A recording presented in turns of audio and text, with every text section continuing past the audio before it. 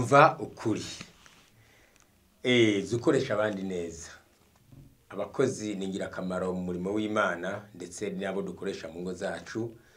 Imana navyo ntiyavyibagiye kugira ngo nabyo bitunganye neza. Iyo dusomye mu gitabo cyo gusura mu byagezwe 2004 umurongo wa 14 handitswe ngo muri mwebwe ntihaze hagire ugirira nabo umukozi w'umucangero kandi ari umworo w'umukene ari mu biwanyu canke ho mu banyamahanga baba mu bisagara byanyu mu gihugu canyu.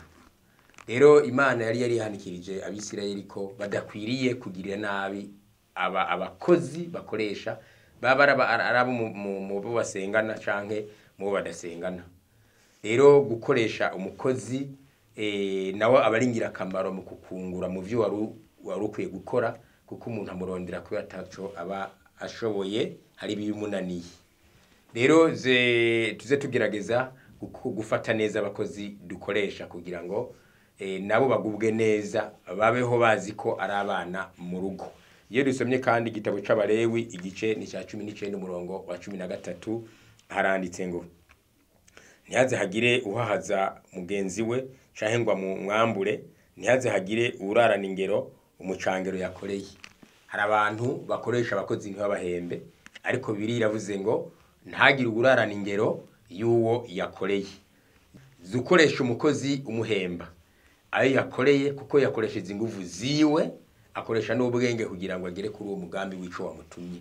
Nawe rero zumuhereza ingero. Bibiliya iravuze ngo izuba ntirirenge utaramuha amafaranga yiwe canke ibintu mwavuganye. Hari abantu rero bamenyereye kugunga gukoresha abakozi ntibabaha amafaranga, abandi bakabaturubika, abandi bakabangaza. Hari nabo bakoresha bageraho bageze ku kwezi ngo bahembwe umushahara akaca mubwira ngo hari ibyo yabuze mu nzu, hari ibyo yivye, bigatuma umukozi yangara akagenda uko atazi yava ni yaja bivaye nuko yamujanye haba ari kure cyane. Ugasanga umwana asubiye mu rugo ari amaboko masa. Ugasanga umukozi iyo yavuye ni kure kugira ngo asubireyo biramugora.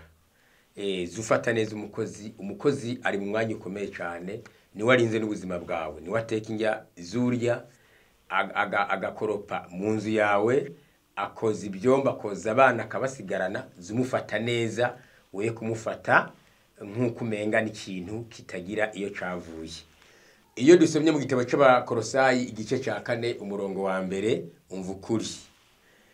Bashebuja namwe nimugirira abagurano banyu ibigororotse nibibereye, kuko munzi yuko namwe mufise shobuja wo mwijuru.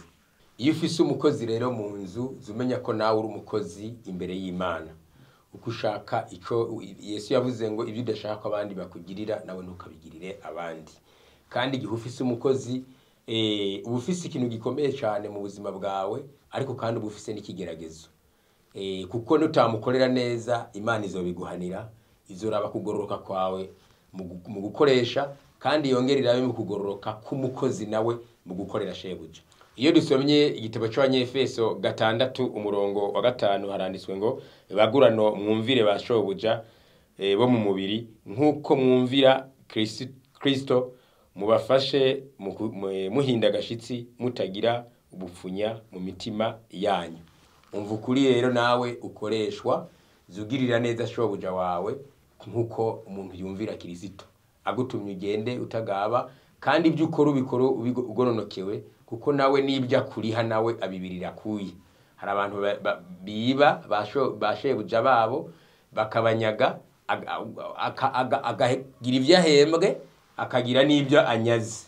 Rero zugororoka mu byo ujejwe, mu byo wabikijwe, mu byo ukora, kugira ngo ushobore gutunganiriza neza shobuja. Umva rero ukuri, zukoresha neza abandi.